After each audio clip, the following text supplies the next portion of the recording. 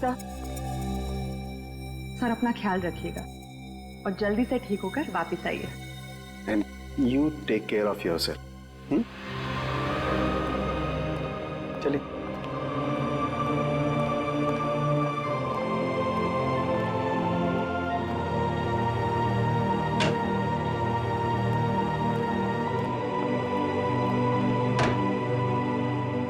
अंगद के कमरे से मिले सबूतों की जांच शुरू करनी पड़ेगी।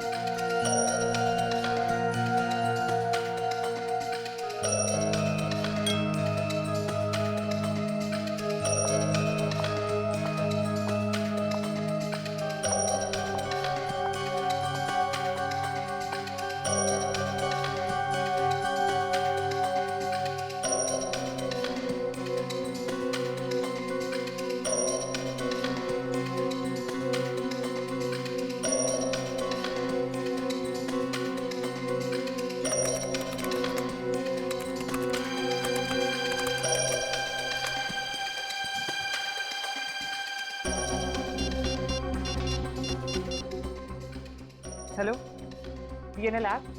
जी मुझे डीएनए की जांच करवानी है। हाँ, स्लाइड और रेफरेंस फाइल दोनों भी रेडी है। Doctor Salunke actually Salunke sir छुट्टी पे है और उनके जगह जो नए हेड ऑफ द डिपार्टमेंट आने वाले हैं उन्हें ज्वाइन करने में थोड़ा टाइम है, लेकिन मैं इस केस में बिल्कुल डिले नहीं कर सकती, इसलिए प्लीज़ आप रिपोर्ट जल्द से जल्द रेडी कर दीजिए। Okay, thank you very much.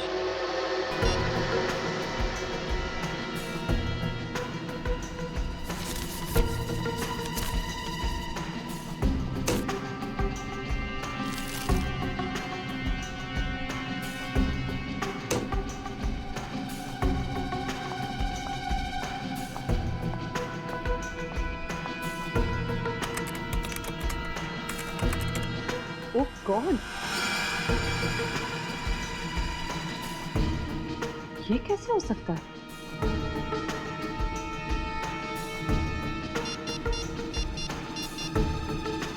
Hello,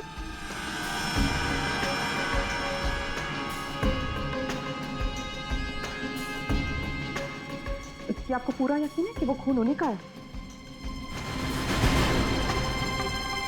न जाने डॉक्टर तारिका को आप क्या पता चला है। जब उनका फोन आया था तो काफी परेशान लग रही थी। कोई तो बड़ी बात होगी अभिजीत। मुझे लगता है लक्षिता और इंद्राणी के मर्डर केस को रीओपन करना चाहिए और नए सिरे से तहकीकात करनी चाहिए। हमारा शक सही निकला।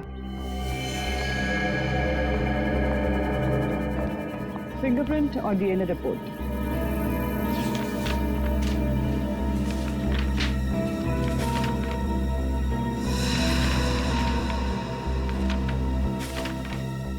ये क्या? अंगद के कमरे से जो खून, बाल और फिंगरप्रिंट्स मिले थे वो शौनक, विशाल और राहुल से मैच हो गए।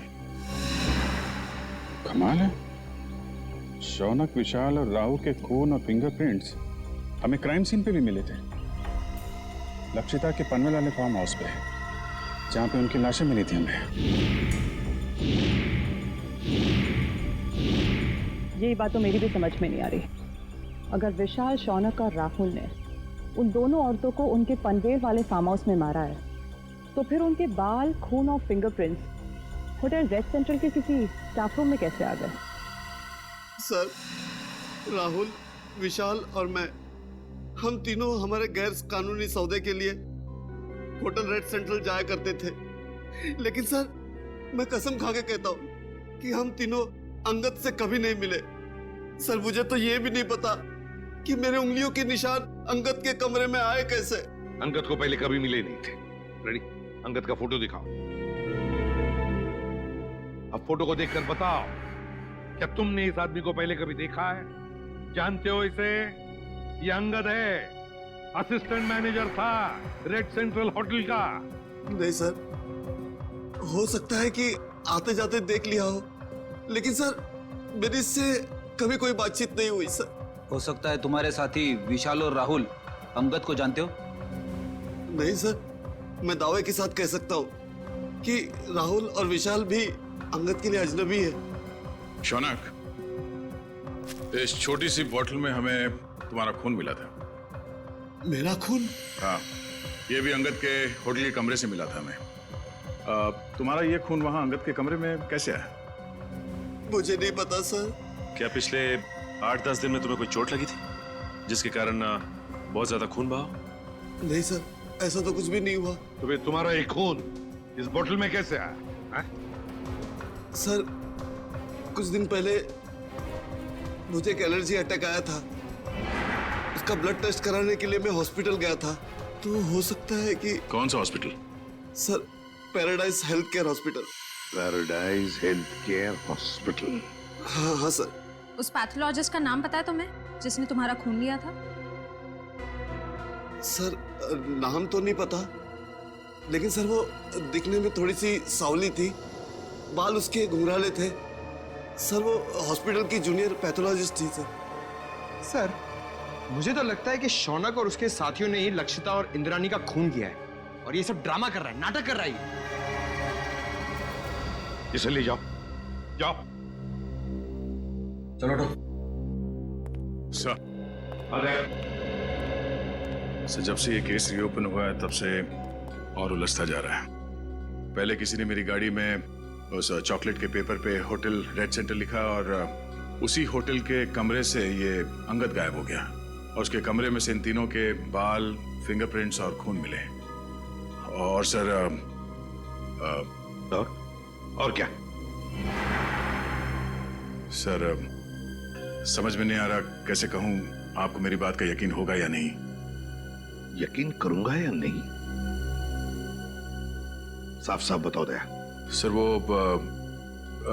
डॉक्टर तारिका को डॉक्टर सालुंग के बर्ताव पे कुछ परेशानी है सर। उसे लगता है कि पोस्टमार्टम और फॉरेंसिक जांच के दौरान वो कुछ परेशान से थे और उन्होंने ये सारे टेस्ट जल्दबाजी में किए थे। तुम सालुंखे पर शक कर रहे हो दया? सर, कुछ बात तो जरूर है। साफ साफ बताओ दया, बताओ बात क्या है? सर, मुझे लगता है कि सेहत का तो सिर्फ बहाना है। क्या मतलब? सर, मतलब डॉक्टर सालुंके का लैब में ना आने की असली वजह कहीं ये लक्षिता और इंद्राणी के डबल मर्डर केस तो नहीं है? अगर ये बात है दया तो सालुंखे से मिलना पड़ेगा।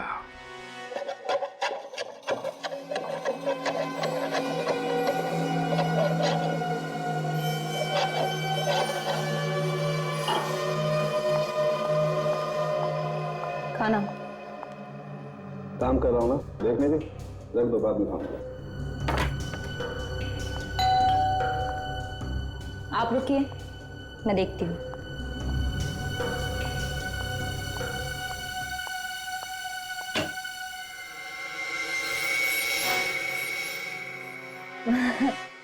सर आप आइए ना प्लीज। अरे प्रद्युमन, दया, अरे आप सब लोग यहाँ? हाँ, तू इतना चौंक क्यों गया हमें देखकर? नहीं मतलब आप सब लोग यहाँ मेरे घर पे इस वक्त किस लिए? हम ये पूछ रहे हैं कि आपकी तबीयत कैसी है। वैसे तो हम यहाँ फोन करके आना चाहते थे, पर आपका फोन कब से स्विच ऑफ आ रहा है। हाँ, वो बैटरी का प्रॉब्लम होगा। सर, आपकी तबीयत कैसी है अब? मेरी तबीयत के बारे में छोड़ो, आप लोग ये बताओ कि आप लोग यहाँ पर किस लिए आए? क्यों, बस कुछ प्रॉब्लम हुई है? आसाम की प्रॉब्लम तो हुई है। हमारी इन्वेस्टिगेशन और तुम्हारे फोरेंसिक रिपोर्ट में कुछ गलती है। हाँ, गलती?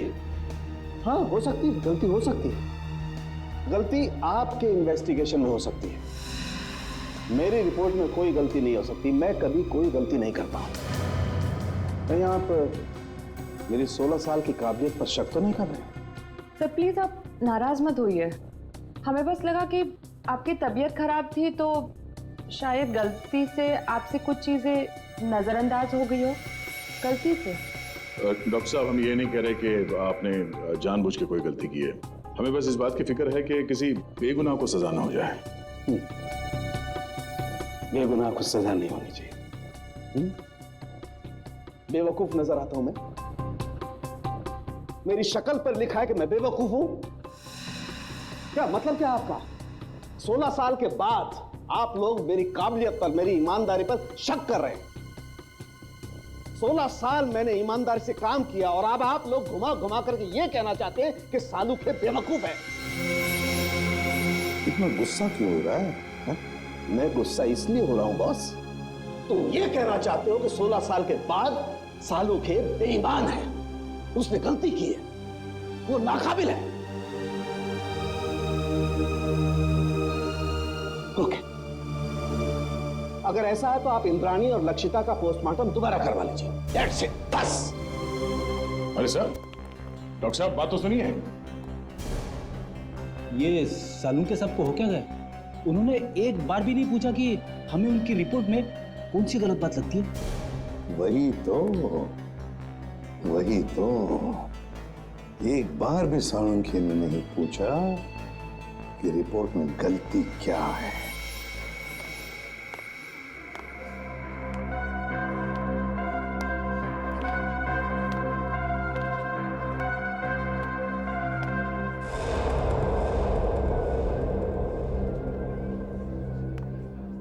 भाई साहब, हाँ? ये स्लिप देखकर बताइए। हाँ, आप इस डोर से अंदर चले जाइए।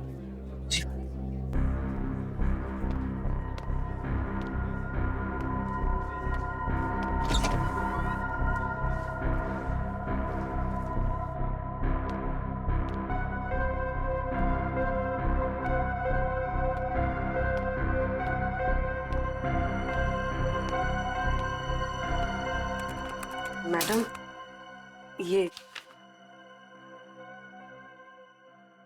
आप उस कुर्सी पे बैठ जाइए। ठीक है।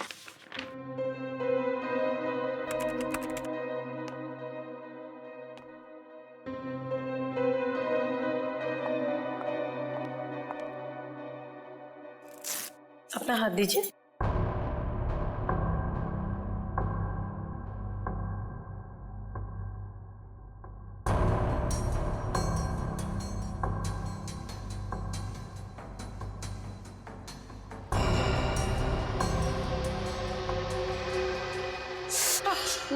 मुझे बहुत डर लग रहा है। घबराइए मत, आपको कुछ नहीं होगा। दीजिए।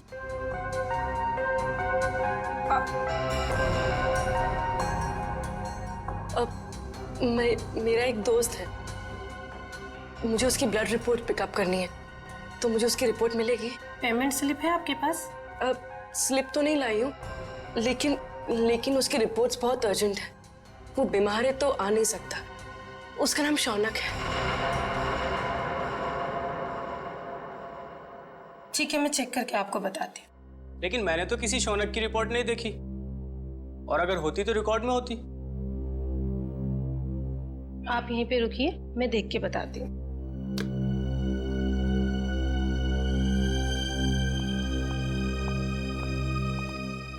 एक्सक्यूज मी, आप एक एक करके आइए। ये मेरे साथ है। आपके साथ है तो आप इन्हें कहिए कि बाहर इंतजार करें। सीआईडी किसी का इंतजार नहीं करती। सीआईडी? शौनक की रिपोर्ट कहाँ है? जल्दी बताओ। मुझे नहीं पता, मैं सच कह रही हूँ, मुझे कुछ भी नहीं पता। क्या किया तुमने शौनक के ब्लड सैंपल के साथ? मैं सच कह रही हूँ, मुझे कुछ नहीं पता इस बारे में। कुछ नहीं पता? कुछ नहीं पता? हाँ? मुझे कुछ नहीं पता सर, मुझे कुछ नहीं पता। मैं सच कह रही हूँ, मुझे कुछ नहीं पता। हमें पता है। ये रहा वो ब्लड सैंपल। जब तुमने शौनक का ब्लड टेस्ट किया ही नहीं, तो उसकी रिपोर्ट कहां से बनती? अब बताओ, किसके कहने पे किया है तुमने ये सब? नाम बताओगी या एक और थप्पड़ खाना है? नहीं, अंगद नाम है उसका। अंगद? हाँ, वो मेरे कॉलेज का फ्रेंड है। उसी ने मुझे ये सब करने के लिए कहा था। ये अंगद है कहाँ? मुझे कुछ नहीं पता, मैं सच कह रही हूँ, मुझे कुछ नहीं पता। अंगद ने तुम्हें बताया था कि उसे शौनक का खून किस लिए चाहिए? नहीं, लेकिन मैंने उसे फोन पे बात करते हुए सुना था। वो किसी से कह रहा था कि गाड़ी मोड़ वाली बेकरी के पास ले आओ। मैंने दोस्त समझ के उसका काम कर दिया और बिल्कुल भी सीरियसली नहीं लिया। बाद में मुझे भी शक हुआ कि वो इस खून का कुछ गलत इस्तेमाल करने वाला है। मैं सच कह रही हूँ। अंगद ने शौनक के खून का इस्तेमाल तो किया। निहारिका, राहुल, विशाल और शौनक, ये तीनों खूनी अंगद को जानते तक नहीं थे, फिर भी उनके उंगलियों के निशान उसके होटल के कमरे में मिले। इसका मतलब है फोरेंसिक इन्वेस्टिगेशन में कोई ना कोई गलती हुई है। बस दोबारा पोस्टमार्टम करना पड़ेगा। आप क्या कह रहे हैं एसीपी सर? डॉक्टर सालुंखे ने तो बस गुस्से में दोबारा पोस्टमार्टम के बारे में कहा था, क्योंकि उन्हें लगा कि हम सब उन पर शक कर रहे हैं। शक की वजह है हमारे पास तारिका, शक की वजह है। बस पोस्टमार्टम करना पड़ेगा। लेकिन सर, डॉक्टर सालुंखे के बिना मेरा दोबारा पोस्टमार्टम करना सही होगा? तुम अकेली नहीं हो तारिका। दिल्ली ब्रांच से एक बहुत बड़े फॉरेंसिक एक्सपर्ट आ रहे हैं। जब तक डॉक्टर सालों के काम पर वापस नहीं आ जाते, doctor Sameer head of department की जिम्मेदारी संभालेंगे। मैं आ गया हूँ सर। आइए आइए doctor Sameer, welcome. Thank you sir. Doctor Sameer, ये है डॉक्टर तारिका। इस केस में आपको इनके साथ ही काम करना है। Hello doctor. Hello doctor Sameer, आपके बारे में मैंने बहुत सुना है। आपको तो जीनियस कहा जाता है। नो डॉक्टर तारिका, रियल जीनियस डॉक्टर सालुंखे हैं, जिनके साथ तुम इतने सालों से काम करती आई हो। ये तो मेरी खुशनसीबी है कि उनकी जगह मैं यहाँ कुछ दिन काम करूंगा। Sir, I am little confused. मेरी समझ में नहीं आ रहा है कि ये दोबारा पोस्टमार्टम की जरूरत क्यों। डॉक्टर समीर, ये फैसला क्यों किया, ये आपको पोस्टमार्टम करने पर ही पता चलेगा। ठीक है सर, फिर मैं अपना काम आज से ही शुरू करता हूँ। प्लीज। बिकॉज दोबारा पोस्टमार्टम करना ज्यादा मुश्किल है, ज्यादा वक्त लगता है इसमें। Thank you sir. Nice meeting you. Can we doctor? Sir, Angad के कमरे में से हमें जो फटे हुए कागज के टुकड़े मिले थे, उन टुकड़ों को मैंने जोड़ दिया है। ये देखिए। ये तो एक कमरे का नक्शा है। कमरे के बीचों बीच एक सोफा है। लगता है सोफे पे दो लोग बैठे हैं और सामने टीवी देख रहे हैं। डिजाइन से तो वही लिविंग रूम लगता है जहां से हमें इंद्रानी और लक्षिता की लाशें मिली थी। हाँ सर, जिस वक्त उनकी मौत हुई थी उस वक्त कमरे में टीवी चल रहा था। सर, सोफे पे जो दो लोग बैठे, मुझे तो लगता है ये इंद्रानी और लक्षिता है। सर, मगर लक्षिता के घर के लिविंग रूम का नक्शा अंगद के घर में क्या कर रहा है? सर, कहीं ऐसा तो नहीं कि ये नक्शा अंगद ने बनाया हो? सर, लक्षिता और इंद्रानी, इन दोनों का खून 9 से 11 के बीच में हुआ था सर। और ये अंगद होटल के कमरे से 7 बजे निकल गया था। वही तो दया, इस अंगद को कैसे पता चला 7 बजे से पहले कि 9 और 11 बजे के बीच लक्षिता और इंद्राणी टीवी देखने वाले? और फिर इस कमरे का नक्शा, वो भी अंगद के पास कैसे? लक्षिता के घर के कमरे का नक्शा। कुछ ना कुछ तो गड़बड़ जरूर है दया, कुछ ना कुछ तो गड़बड़ है।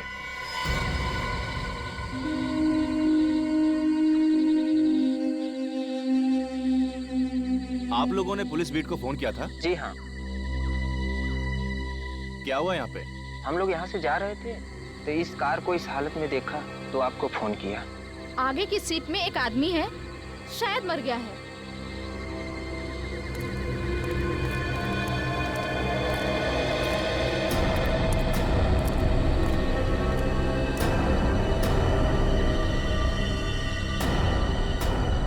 अरे, ये तो वही है।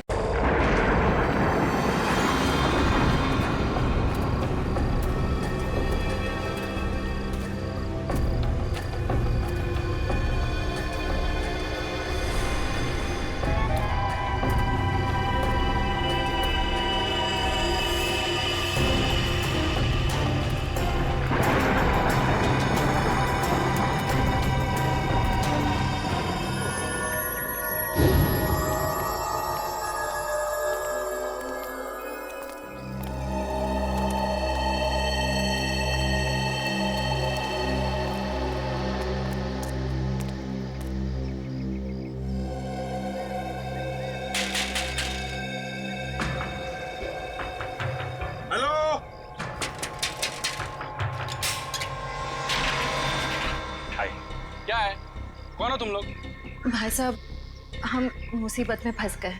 देखिए ना, इन्हें चोट भी लग गई है। हमारी मदद कर दीजिए प्लीज। अरे लेकिन तुम लोग हो कौन?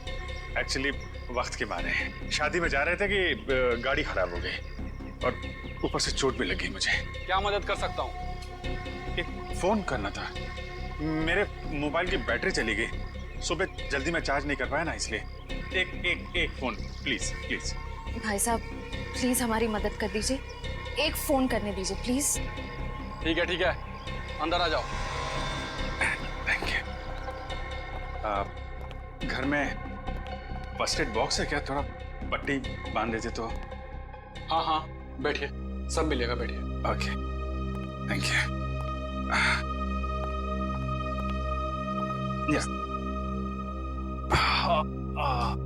ओह, ये आपके पास पेन किलर है क्या? बहुत पेन हो रहा है।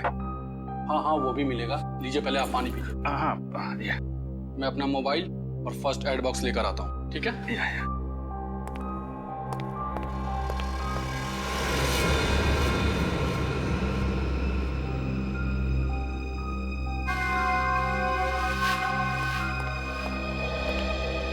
सही टाइम हो गया है।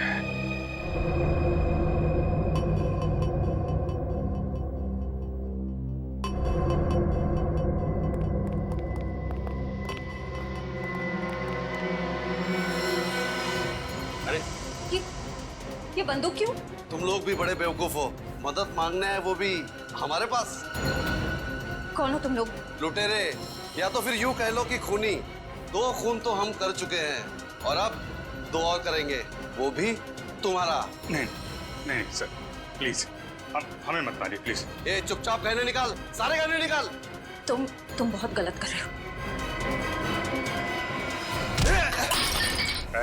कौन हो तुम लोग? CID।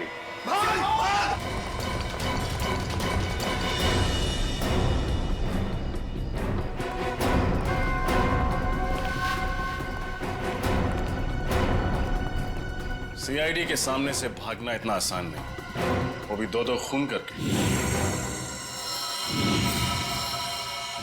माफ कर दीजिए साहब हमें। साहब प्लीज साहब माफ कर दीजिए। माफी के लायक तुमने काम ही नहीं किया जो तुम्हें माफ कर दिया जाए। तुम तीनों के खिलाफ बहुत सारे सबूत है हमारे पास। लक्षिता और इंद्राणी का खून किया तुम लोगों ने। चलो, टाइम पूरा हो गया तुम्हारा, निकलो।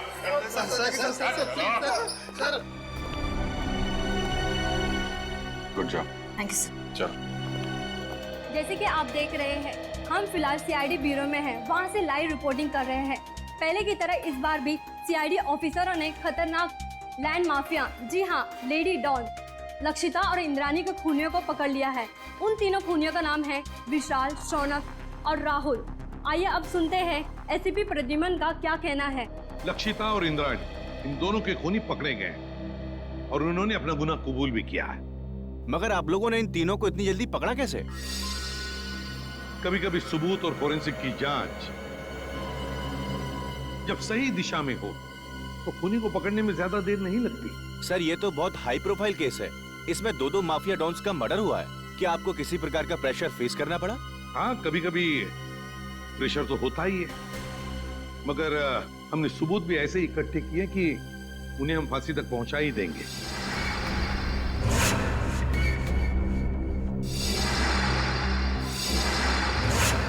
और अगले हफ्ते हम अपनी चार्जशीट फाइल करेंगे और उसके बाद ही कोर्ट की कार्रवाई शुरू होगी। ठीक है, थैंक यू वेरी मच। अब जा सकते हैं।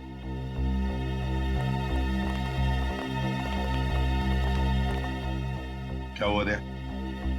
चुप क्यों? क्या परेशानी है? सर पता नहीं क्यों मेरा दिल नहीं मानता कि ये तीनों खूनी हैं। क्या?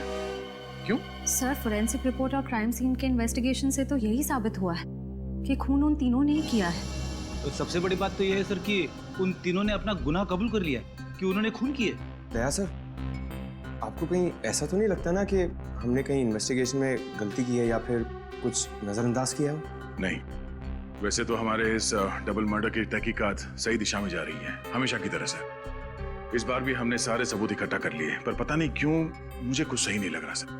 जो दिख रहा है शायद वो है नहीं, और जो है वो दिख नहीं रहा। आसान के बोल। शादी कर रहा है? क्यों जा रहा है? क्या?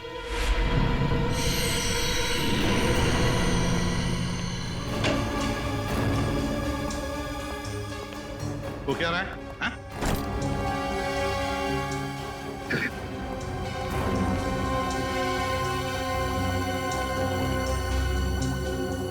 अरे डॉक्टर साहब, आखिर बात क्या है?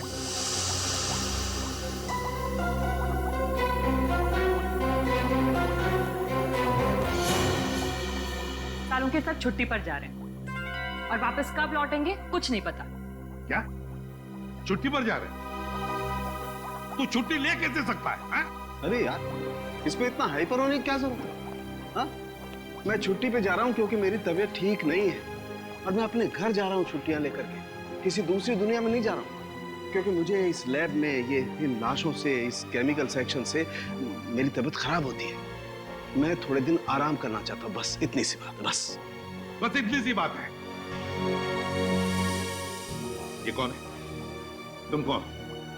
सर, मैं इनकी पर्सनल नर्स हूँ। मेरा नाम मोनिका है। एक्चुअली इनकी ईसीजी रिपोर्ट्स बहुत खराब आई हैं, इसीलिए डॉक्टर ने इन्हें कंप्लीट रेस्ट करने के लिए बोला है। पागल हो गया तू? बताया क्यों नहीं पहले तूने? क्या बताता? मुझे अब खुद पता चला है तो मैं तुम्हें पहले क्या बताता? लेकिन सालू के साहब, तब तक फॉरेंसिक डिपार्टमेंट की जिम्मेदारी कौन संभालेगा?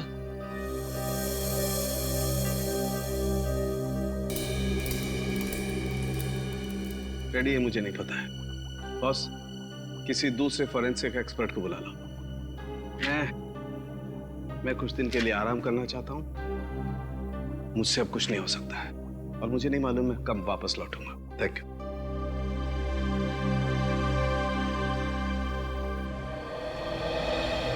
अच्छा हुआ आप लोग आ गए। बात क्या है तारिका? यहाँ पे क्यों बुलाया तुमने हमें? मुझे तुमसे जो बात कहनी है, पता नहीं उसका रिएक्शन क्या होगा, लेकिन बात कहना जरूरी है। सालू के सर का बर्ताव और उनके काम करने का ढंग कुछ दिनों से बहुत अजीब हो गया है। क्या मतलब है तुम्हारा? देखो, आप लोग प्लीज मुझे गलत मत समझिए। सालू के सर मेरे गुरु हैं। मैंने इतने साल उनके साथ काम किया है और कितना कुछ सीखा है उनके पास से। लेकिन इस केस की फोरेंसिक जांच उन्होंने ठीक से नहीं की। कितनी सारी बातों को उन्होंने अनदेखा किया है। कितनी सारी चीजों का तो अभी तक उन्होंने ढंग से टेस्ट भी नहीं किया है। तारिका, तुम समझ रही हो? तुम जो कह रही हो उसका क्या मतलब हो सकता है? तारिका, 16 साल से सालू के साहब हमारे साथ काम कर रहे हैं। वो सीआईडी को गुमराह क्यों करेंगे? अगर तुम्हारा शक गलत निकला तो?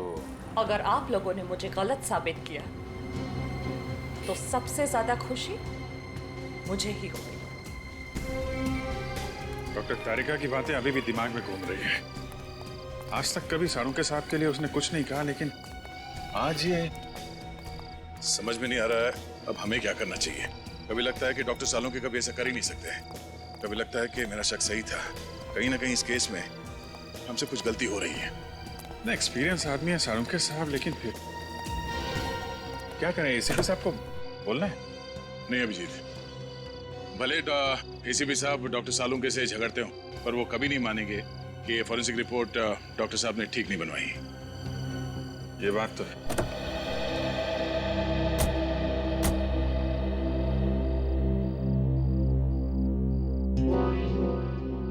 ये क्या है? मैं देखता हूं।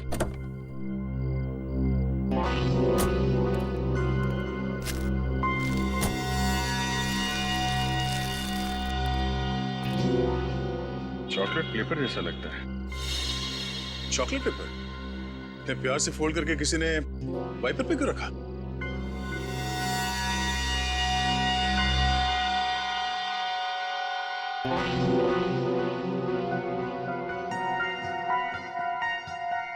कुछ लिखा हुआ है इसमें। कहीं कोई मैसेज तो नहीं हो सकता है, पर क्या है पढ़ने में आ नहीं रहा। चल के देख।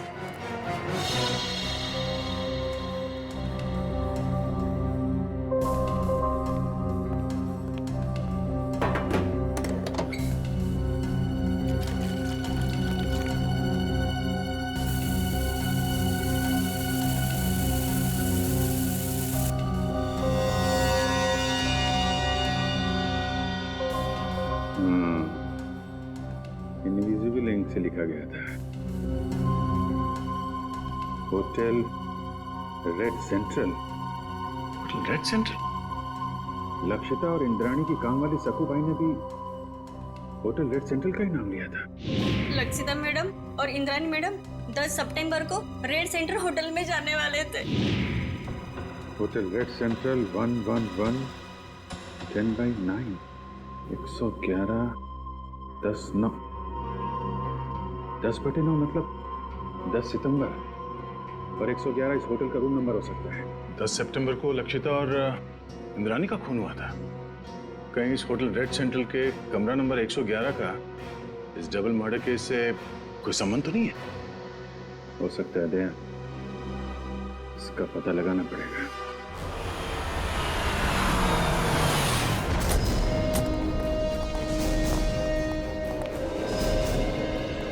होटल का मैनेजर कौन है? सर वो रहे। Yes sir. 10 सितंबर को कमरा नंबर 111 में कौन ठहरा हुआ था?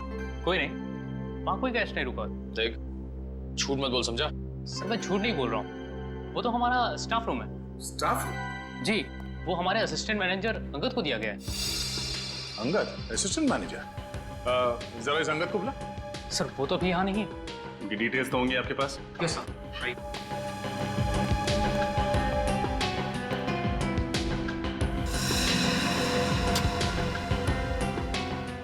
ये अंगद इस वक्त कहाँ होगा, कुछ मालूम है? नहीं सर, अंगद सर अचानक कहीं चले गए हैं। अचानक कहीं चले गए?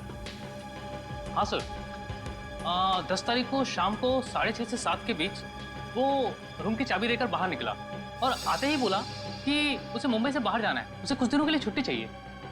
और कहाँ गया ये बता के नहीं गया? नहीं सर, इनफैक्ट वो अपना सामान लेने अपने रूम में भी नहीं आया। और उस दिन से उनका कमरा खोला भी नहीं गया है।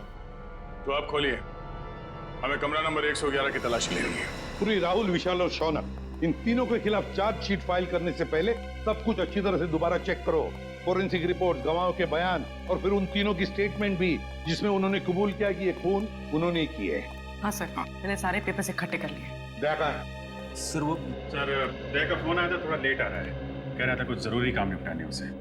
अब इससे एक बात समझ में नहीं आ रही है, आज इतने सालों से हम लोग एक साथ काम कर रहे हैं, लेकिन किसी भी इन्वेस्टिगेशन में दो राय नहीं हुई।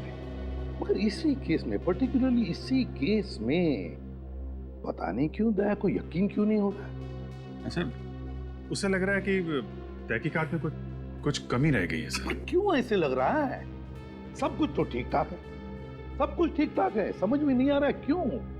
सारे ठोस सबूत है उनके खिलाफ, ठोस सबूत है उनके खिलाफ।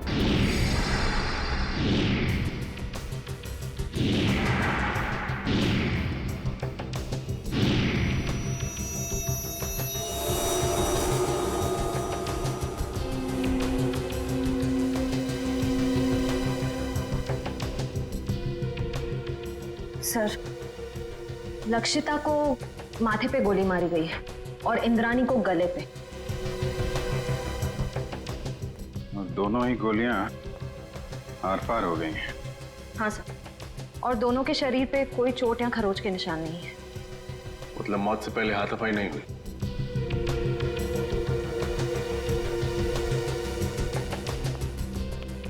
जब इन दोनों की मौत हुई तुम कहाँ थे? साहब, आगे नाके पे पान की दुकान है, मैं वही पान खाने गया था साहब। ड्यूटी छोड़कर पान की दुकान के चक्कर लगाते हो? सब मेरी गलती है साहब।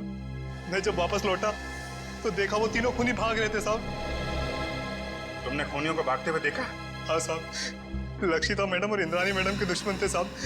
उनके हाथ में बंदूक भी थी साहब। कौन है दुश्मन उनका? सर, वो विशाल, शौनक और राहुल।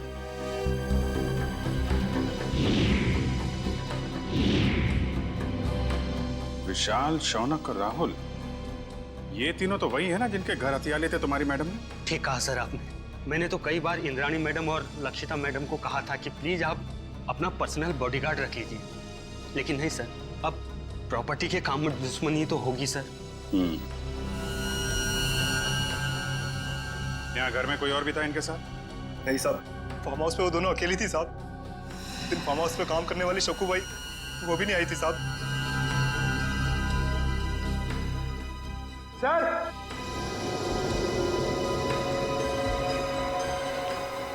हाँ मगर सर ये देखिए, यहाँ पे ये खून है और जूते जैसा कोई निशान बना है वहाँ पे। शायद खूनी का।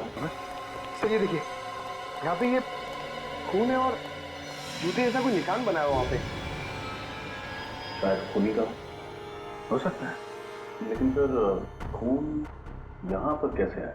हाँ सर, जब खूनी ने लक्षिता और इंद्राणी पे गोली चलाई तो वो लोग सोफे के आसपास बैठे हुए थे, तो खून वहां होना चाहिए था। खून यहाँ पे कैसे आया? ठीक कह रहा हूँ, लेकिन ये भी हो सकता है कि उनको गोली मारने के बाद खूनी यहाँ से भाग रहे हों और कोई सीढ़ी पे लड़खड़ा के गिर गया, चोट लग गई और खून निकल आया। सही हो सकता है। पंकज, ये दीवार पे जितने भी बुलेट्स हैं सबको निकालो और फोरेंसिक लैब भेज दो। सर फिर तो बैलिस्टिक रिपोर्ट से पता चल जाएगा कि लक्षिता और इंद्राणी पे यही गोलियां चली थी यानी।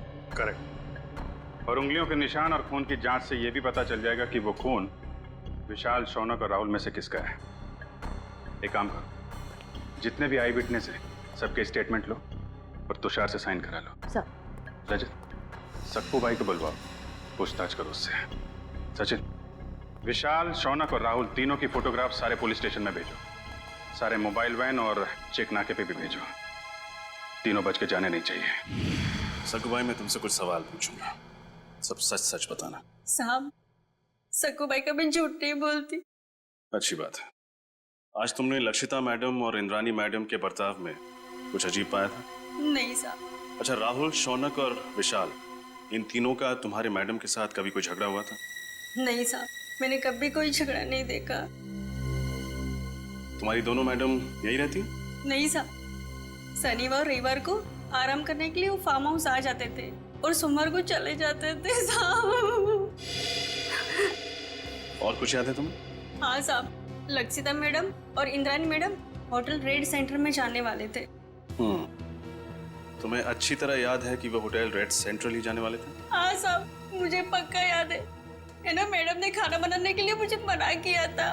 और हाँ साहब, वो किसी के साथ डिनर करने को जाने वाले थे, लेकिन वो गए नहीं गए मुझे कुछ भी नहीं पता है साहब। मैं वहां से भी चली गई।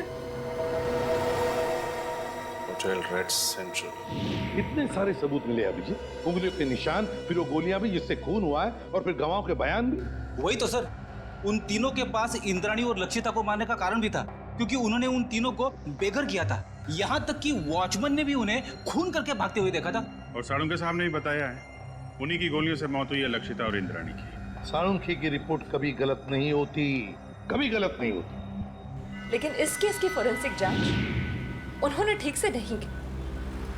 कितनी सारी बातों को उन्होंने अनदेखा किया है, कितनी सारी चीजों का तो अभी तक उन्होंने ढंग से टेस्ट भी नहीं किया है। हाँ सर, साळुंखे साहब का काम तो एकदम पक्का होता ही है, पर पता नहीं क्यों अचानक उनकी तबीयत कैसे खराब हो गई। हाँ सर, साळुंखे सर जब क्राइम सीन पर आए थे वो तब से ही परेशान लग रहे थे, शायद तब से उनकी तबीयत खराब हो गई।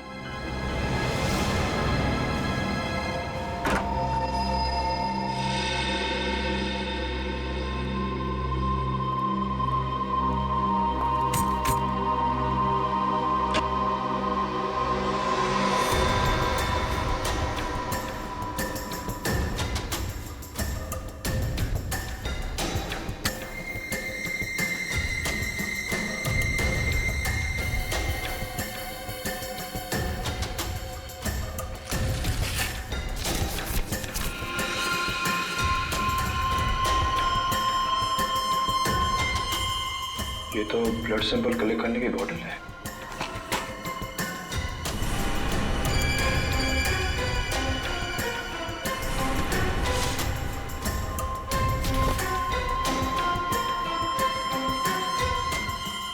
तो किसी चीज की ड्राइंग की गई है इस पेपर में।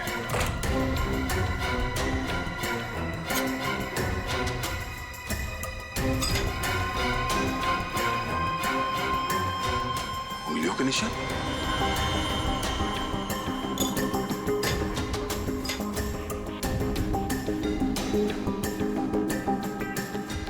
ये RVS सर, ये देखिए, लगता है कोई अलग अलग आदमियों के उंगलियों के निशान बना रहा था। मैनेजर साहब, क्या इस कमरे में अंदर के अलावा कोई और गया? नहीं सर, वही रहता था। मेरा इस मरीज में ये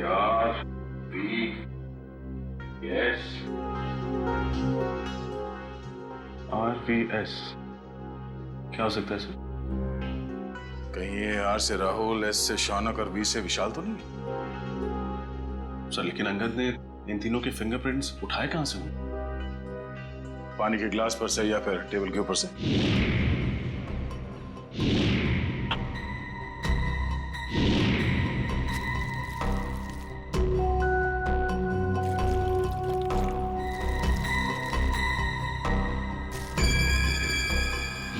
सर ये देखिए सर, इस पेपर पे कुछ ड्राइंग बनाए गए हैं और ये ब्लड सैंपल की बोतल मिली है सर। तो लगता है इंद्रानी और लक्षिता के मर्डर में इस संगत का हाथ है सर। एक काम करो, ये सारे सबूत और ये ब्लड स्लाइड्स इसे डॉक्टर तारिका के पास भेज दो। हमें इस अंगद को जल्द से जल्द ढूंढना होगा। बहुत बड़ा हाथ है उसका इस केस में।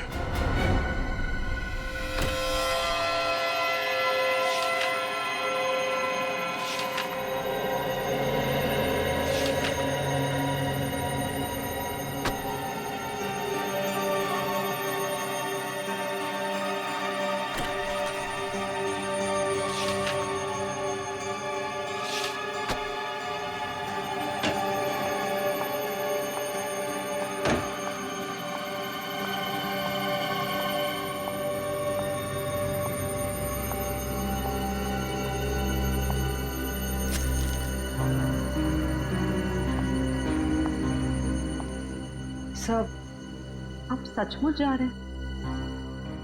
हाँ तारिका, मेरा काम खत्म हो गया है। और अब ये forensic lab, chemical section, evidence room, इन सब की चाबी तुम संभालो। मैंने अपनी जरूरत के कुछ कागजात अपने साथ ले लिए। लेकिन सर आप ये पेपर्स और फाइल्स क्यों लेकर जा रहे हैं? आपकी तबीयत खराब है इसलिए आपने छुट्टी लिया ना, आराम करने के लिए? या फिर घर पे भी काम करने का इरादा है? नहीं नहीं, ऐसी बात नहीं तारिका। देखो, यहाँ का काम तो तुम संभाल लोगी, लेकिन भाई अगर कभी मुझे लैब की याद आई तो इन फाइल्स को देख करके अपना मन बहला लूंगा। सर आप ऐसे क्यों बात कर रहे हैं? आप वापस लौटने वाले ना ठीक होकर? हाँ यस जरूर। एनीवे, तुम मेरी चिंता छोड़ो, यहाँ मन लगा के काम करना। देखो अब तुम्हारी जिम्मेदारी ज्यादा बढ़ गई है। अब सर, अब हमें चलना चाहिए। आपके खाने का भी वक्त हो रहा है और फिर आपको दवाई भी तो देनी है ना।